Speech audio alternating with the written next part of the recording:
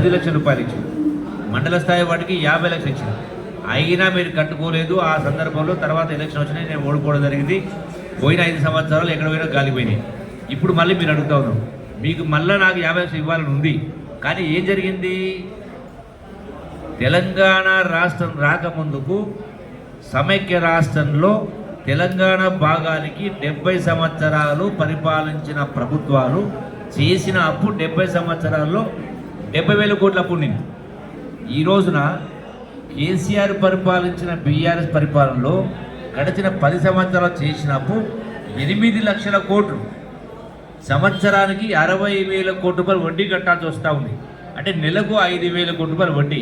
అంటే గడిచిన 7 మాసాల్లో ఈ కాంగ్రెస్ ప్రభుత్వం వచ్చిన తర్వాత, ఇందిరా ప్రభుత్వం వచ్చిన తర్వాత, రేవంత్ రెడ్డి గారి ముఖ్యమంత్రి నాయకత్వంలో ఈ 7 మాసాల్లోనే 35,000 కోట్ల రూపాయలు వడ్డీ కట్టాల్సి వచ్చింది రాష్ట్ర ప్రభుత్వం తరఫున.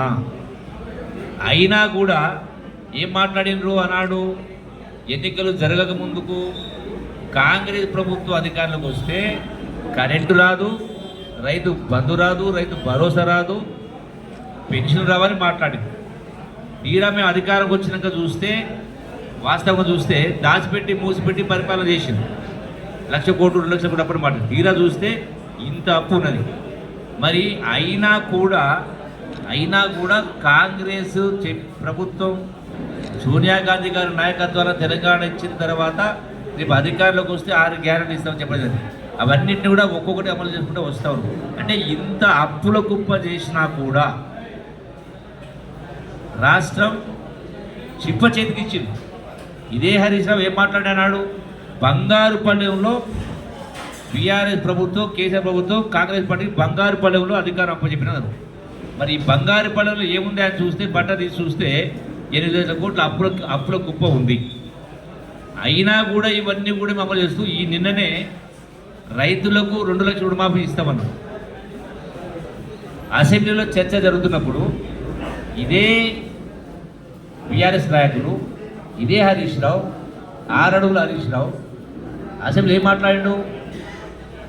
రేవంత్ రెడ్డి ఆగస్టు 15 లోపల కనుక నీవు 2 లక్షల రూపాయల రుణమాఫీ చేస్తే నా ఎమ్మెల్యే పదవికి రాజీనామా చేస్తా, నువ్వు చేస్తావా అని మాట్లాడలేదా? మరి ఇయ్యాలేమంటున్నాడు అంటే వాళ్ళకి నమ్మకాలు లేవు.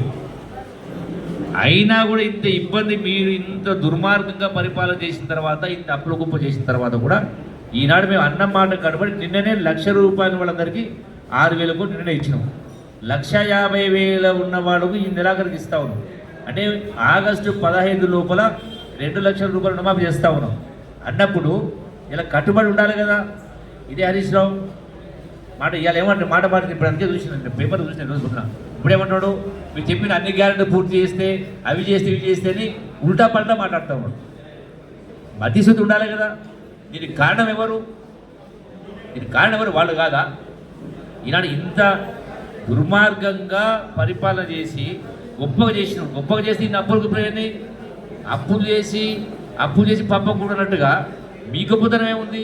మేము ఇన్ని పెన్షన్లు ఇచ్చినాం, అన్ని పెన్షన్లు ఇచ్చినా మాట్లాడిన నువ్వు రాష్ట్ర ఆదాయాన్ని సక్రమ పద్ధతులు ఖర్చు పెట్టి అప్పు చేయకుండా చేస్తే నీ గొప్పవాడు. నువ్వు అప్పు తీసుకొచ్చి పంచితే గొప్ప చేసిన అంటే నువ్వు గొప్ప పెట్టేద్దావు. ఎంత గొప్ప పరిపాలన. అందుకనే ఈ రోజున ఇన్ని రకాల కార్యక్రమాలు, ఇన్ని ఇబ్బందులున్నా ఒక్కొక్కటి ముందు తీసుకునే ప్రయత్నం చేస్తూ ఉన్నాం. మనం చూస్తే ఇదే కేఎల్ఏ కెనాల్ కానీ ఇంకోటి కావచ్చు. అంటే పూర్తిగా గతంలో బాధ్యత రాహిత్యంగా పరిపాలన చేసి అవినీతికి అవకాశం లేకుండా ఇంతసేపు నేను చేసిన సమీక్ష కూడా అదే. ఈ ప్రభుత్వ పరిపాలన, ఇందిరమ్మ పాలన, ప్రజాపాలన, నిజాయితీ పరిపాలన ఉండాలి, పూర్తి పారదర్శకత ఉండాలి. దానికి అందరినీ సహకరించడం కోరుతూ ఉన్నాం. అధికారులు కూడా ఇప్పుడే విజ్ఞప్తి చేసినాం, కఠినంగా ఉంటాం, మీ సమస్యలు ఉంటే మాకు చెప్పండి, సానుకూలంగా స్పందిస్తామని చెప్పింది. కాబట్టి మీరు అడిగిన దానికి కూడా సమయం పడుతుంది, కొంత ఉపశమనం కలగాలి, సమయం పడుతుంది. అప్పటిదాకా మా సంబంధించిన శాఖ మంత్రి గారితో మాట్లాడతా, అప్పటిదాకా దీన్ని ఎవరు మీటింగ్ పెట్టాలన్నా ఇది వాడుకునే కార్యక్రమం చేయండి. తర్వాత నేను 9